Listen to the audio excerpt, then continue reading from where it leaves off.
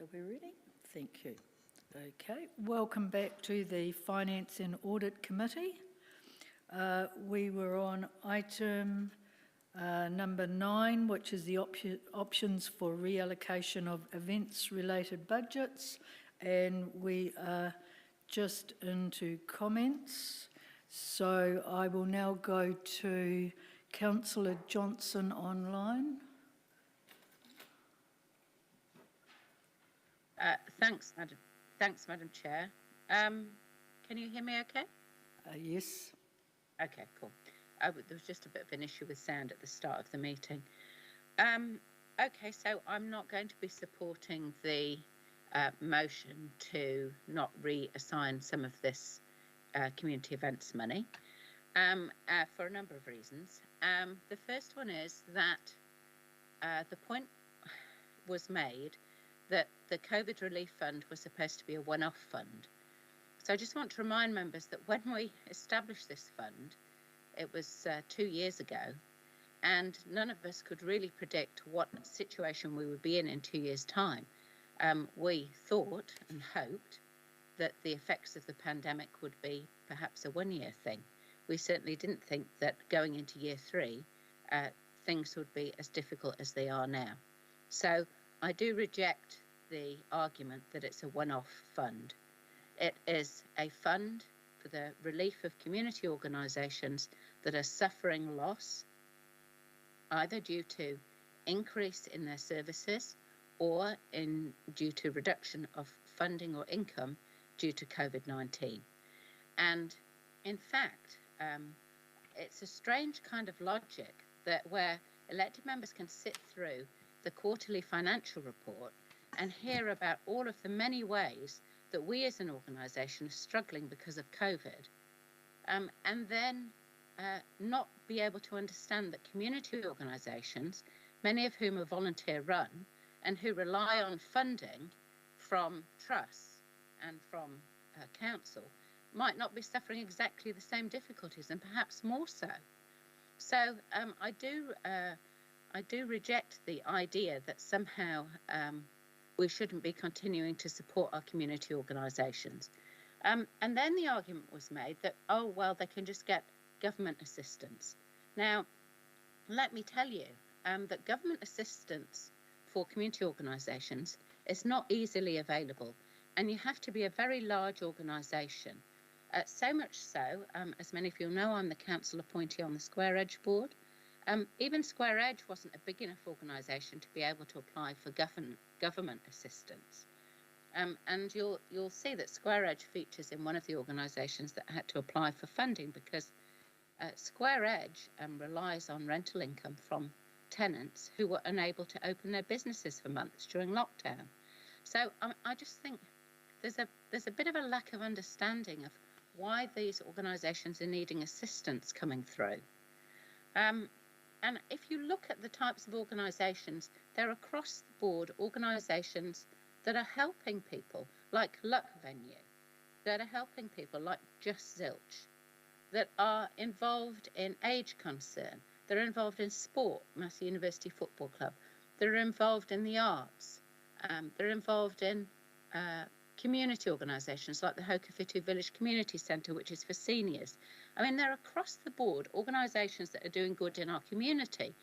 And to say that some of the money that has been allocated in the budget for community events, so it's already been budgeted for, already been rated for, hasn't been able to be spent because of COVID-19, to say that allocating some of that money to groups like these who do a huge amount of good in society, and let me remind you that every dollar that a community organisation gets, they make go a lot further than anyone else because they're mostly relying on volunteers to do the good.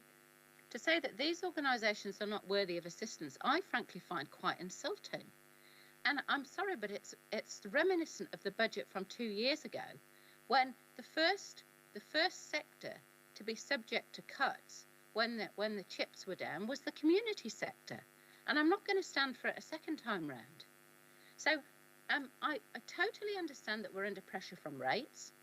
We ourselves have come up with a draft budget of an 8.3 rates increase. the thing that's causing 20 to 30% rates increases for residents, and I'm one of those, just in case you think I'm somehow, immune, I'm looking at a 27% increase in my rates, which will be, I think, over about $2,000 a year for my household. So, it's not minor by any means. But the reason that we're looking at these level of increases is not because of some kind of profligacy on behalf of council. It's because of the fact that we rate on land value, and land value has been very volatile recently, and the revaluations have resulted in some people facing those types of increases. Without a doubt, I have every sympathy for people facing those sort of increases, and I'm doing as much research and asking as many questions as I can to try and see what changes we could make as council, systemic changes, which would actually have a significant effect. Deciding to not assist community groups that do a huge amount of good to the tune of a maximum of $100,000 of money that's in surplus because it wasn't spent out of the community budget is not going to have a significant effect on anybody's rates next year whatsoever. And so I really think that this is this community relief fund was established to assist community organisations. The money's already been rated for. If it's not used, it will be put against the debt repayment. So there's not even any risk here that the money would be wasted. So please, I urge you not to support this. And should it fail, I will be putting up the option that was recommended by the officers of reassigning $100,000 to the COVID Relief Fund. Thank you. Thank you. Deputy Mayor.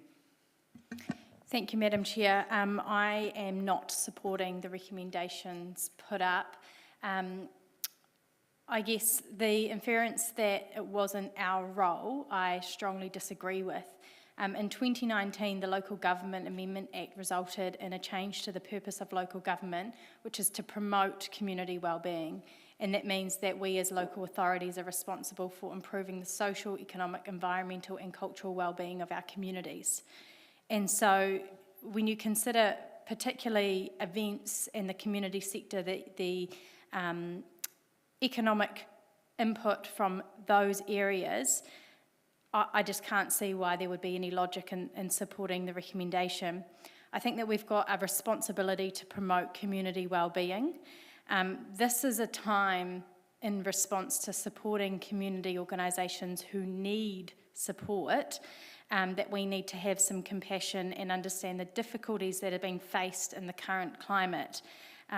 Option 1 contributes towards that. This option does not, so I won't be supporting it. Thank you. Councillor Bowen. Thank you, Madam Chair.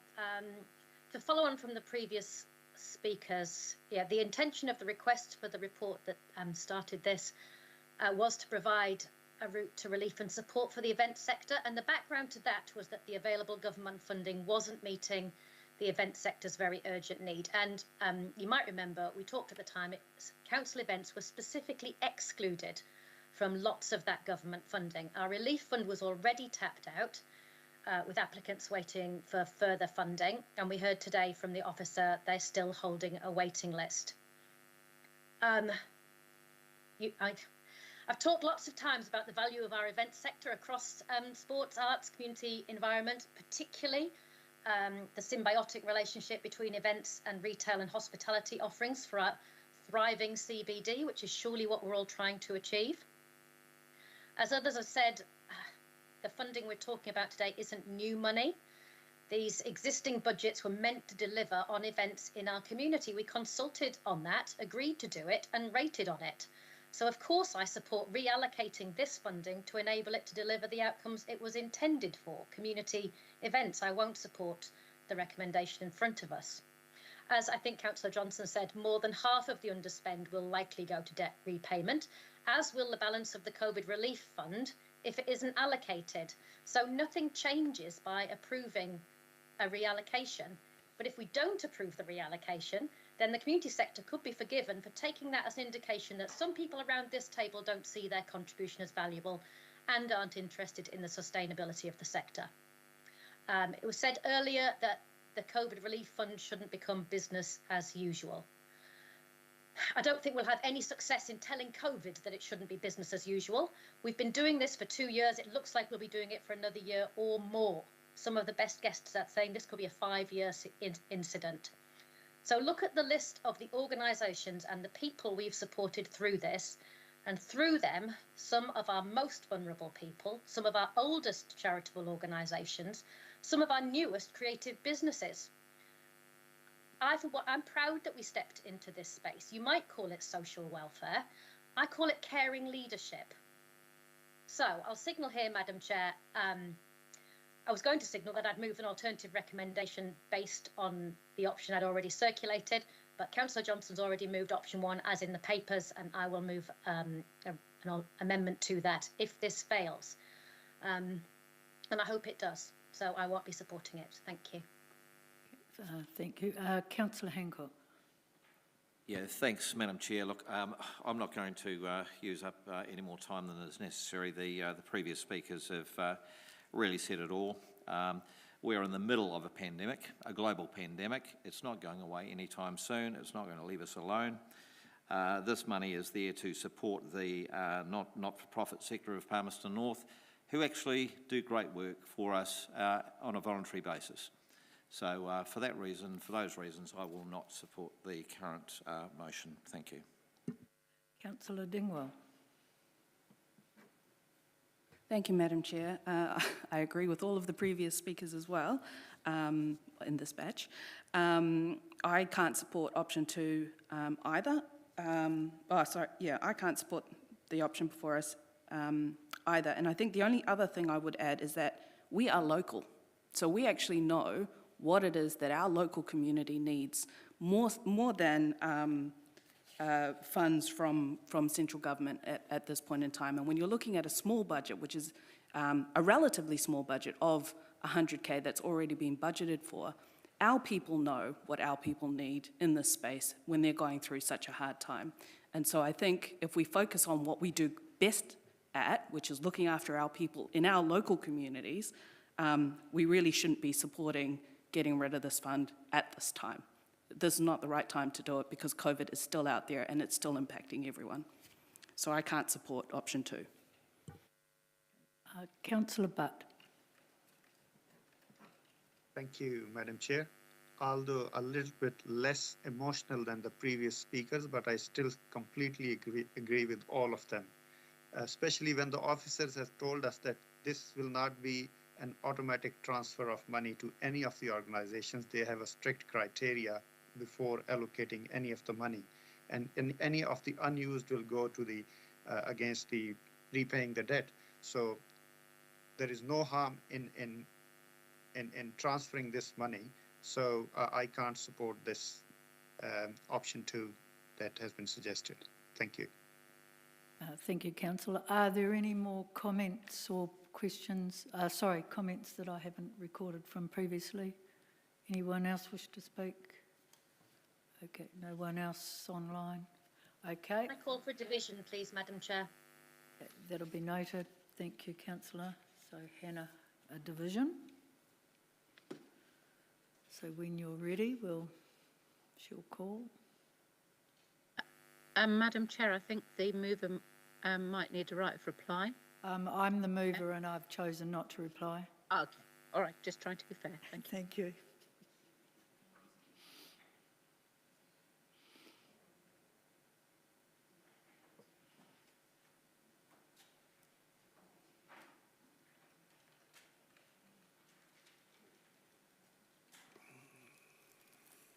Sorry, Madam Chair, can we just get the recommendation up there again, and then just to remind everybody what we're doing? Yes. So the recommendation is option 2 to not top up the COVID relief fund. So it's on your screen now. Thank you. For those of you online who don't have it on the screen. The recommend. Okay. So is everybody Natalia, can clear? You just swap the screen back, please, for a second? Yeah. The screen showing in the chamber reads the following: The committee recommends that council does not top up the COVID relief fund, which is option 2 from your papers. Councillor Harpeta. Oh, Against. Councillor Finlay. Abstain. Councillor Naylor. For. Councillor Hancock. Against. Councillor Beattie. Against. Councillor Jennison I can change my mind. is not here. Sorry, my apologies. Mayor Smith. Against. Deputy Mayor Rutherford. Against. Councillor Bowen. Against. Sorry, I didn't quite catch that, Councillor Bowen. Against. Thank you. Councillor Meehan. Against. Councillor Butt. Against. Councillor Barrett. Against. Councillor Johnson. Against. Councillor McCallard. Against. Councillor Dingwall. Against. Councillor Petrinas. Against.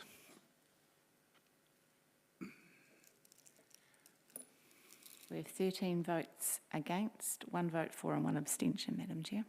Okay, thank you, Hannah. So that motion is lost, or recommendation is lost. So we'll now put up Councillor Johnson's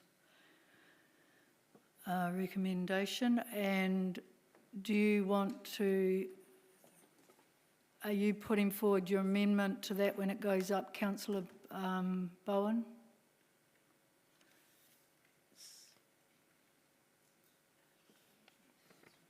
Yes, that's my intention, Madam Chair, unless the Okay. mover would like to take the amended recommendation. I'll put the, I can do if that makes it simpler. yeah, I think that makes it simpler if you put the amended, unless anybody, so we're putting alternative up, and that's with the red one with Councillor Bowens.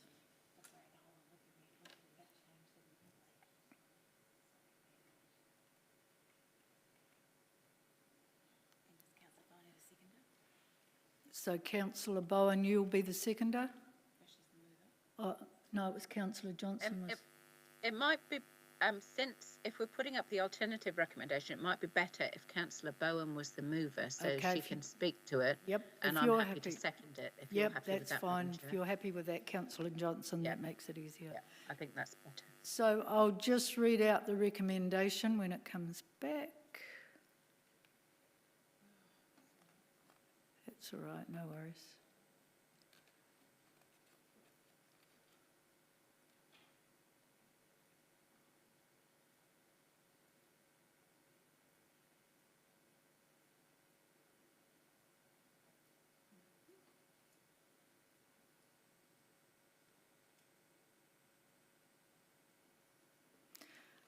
Okay, so the recommendation is that the council approve option 1, reduction of events and events-related budgets by $100,000 to top up program 1675 COVID Relief Fund with the addition of a proactive community event support criterion to the funding priorities for the council, for the COVID Relief Fund.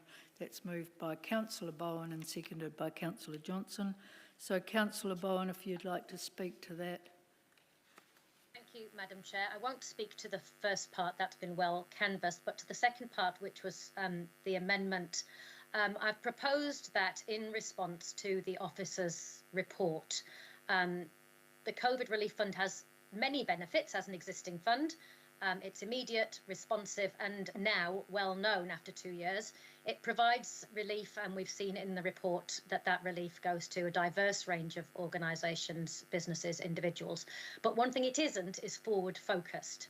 To be considered for funding, applicants have to meet criteria which are retrospective in general, apart from an increase in demand for the services, which again, they only usually know after the event.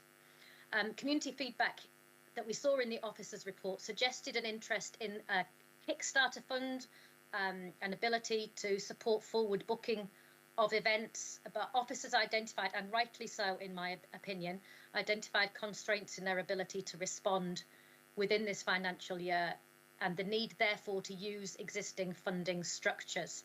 So what I'm proposing is a slight amendment to the funding criteria of the COVID Relief Fund to allow officers the opportunity to pick up some of the suggestions made in their engagement, if that's appropriate to the criteria of the fund.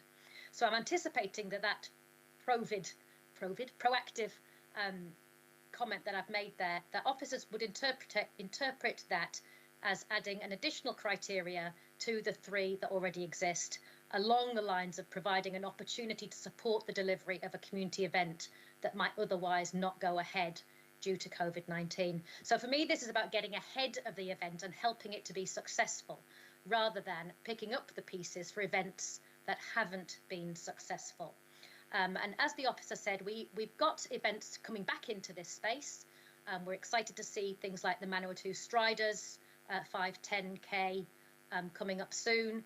Our theatres are coming back online with 2 big shows starting in the next few weeks. But what I know and what officers confirmed today is that take-up, ticket sales is very slow indeed. There's a lack of confidence for people booking ahead. I think there's growing confidence that we can manage events safely, but there isn't the confidence to book those tickets ahead. And without that certainty, that puts our event sector at risk. So I want to give the officers the opportunity to be proactive in that space. That might be underwriting events, that might be helping with marketing. It could be whatever they think is appropriate, working with those organisations. But I trust our officers, who know the community really well, to be able to intervene appropriately in that space. And this recommendation would enable them to do that. Thank you, Councillor. Just before we go with any other comments, I'd just like to ask the officers, because this is a change of the original recommendation, is there anything? Yep. Okay, and yep, Anton, if you could just comment, that would be great.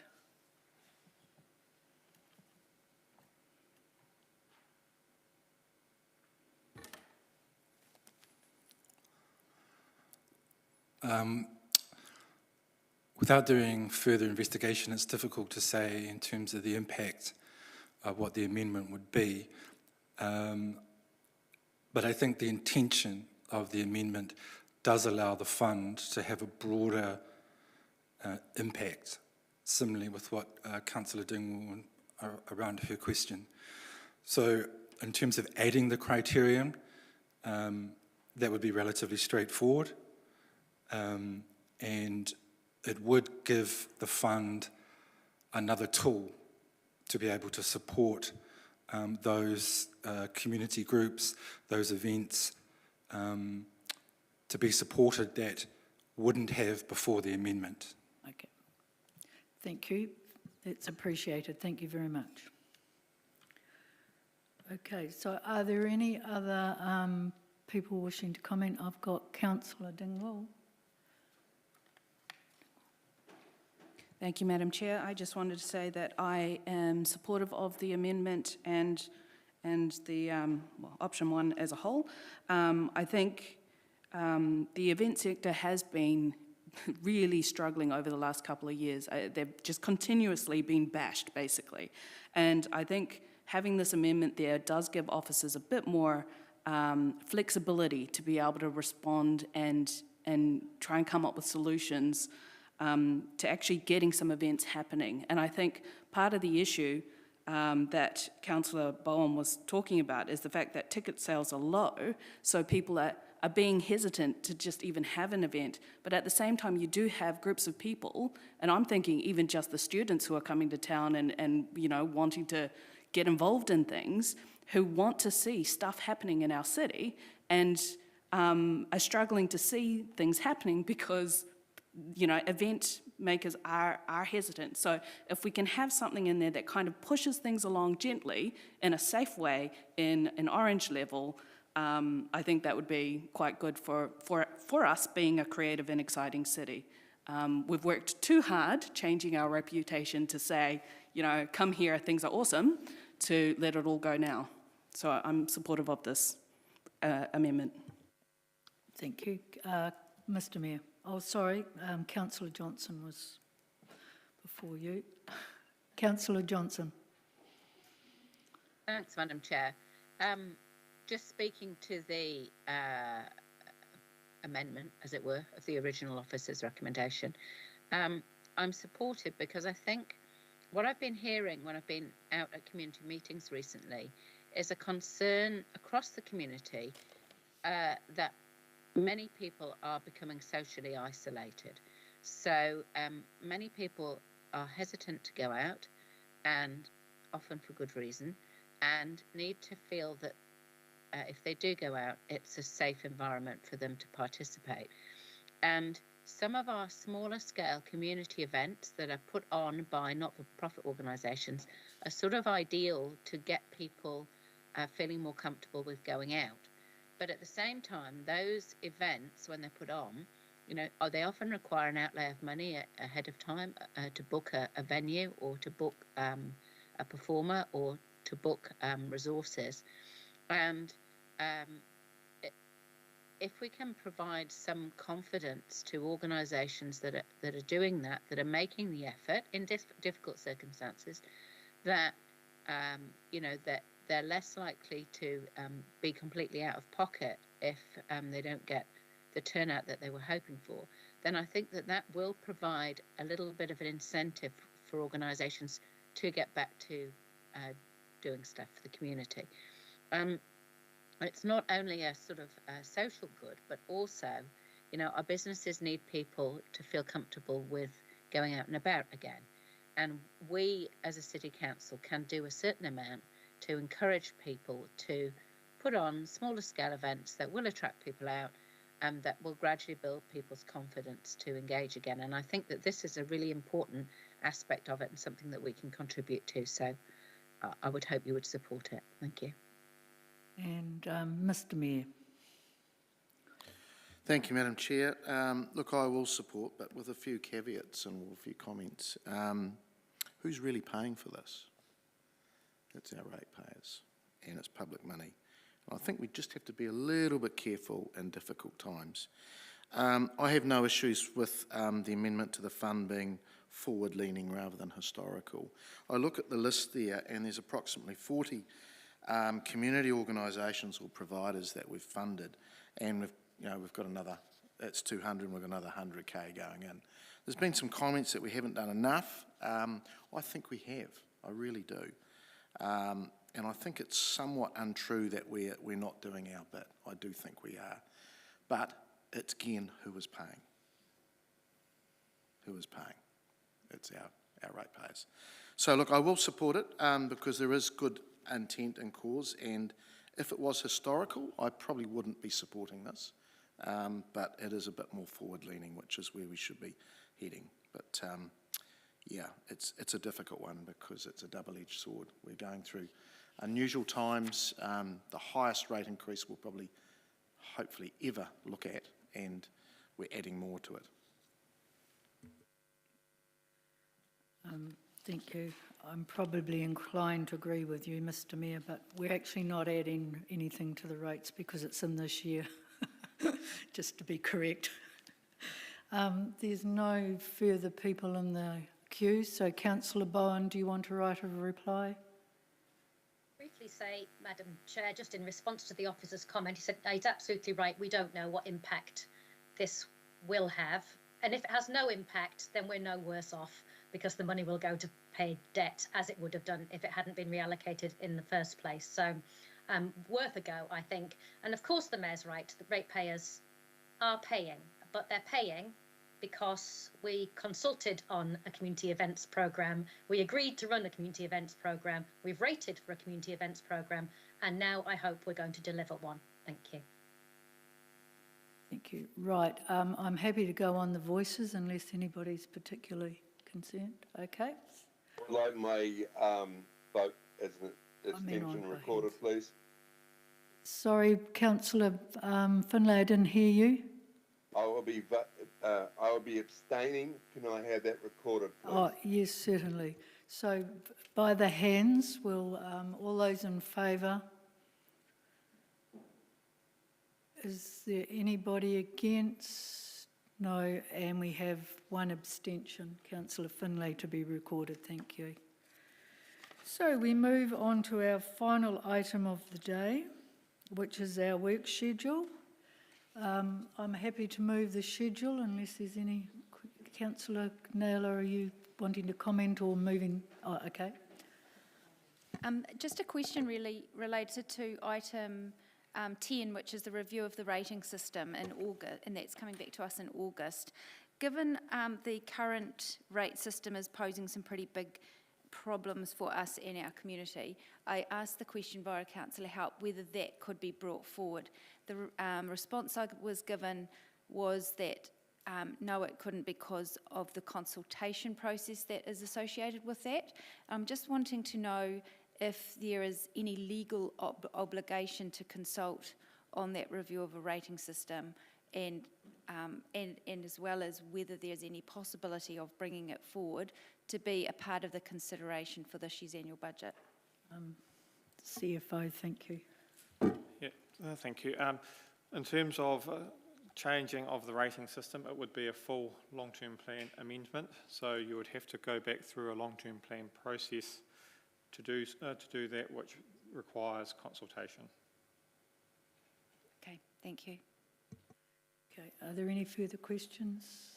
Okay, so I was moving. Are you happy to move it, Councillor Naylor? So all those in favour? I moved it, yes, thank you. Anybody against? Any abstentions? So that's carried unanimously. So that is the close of the meeting. Thank you, everybody.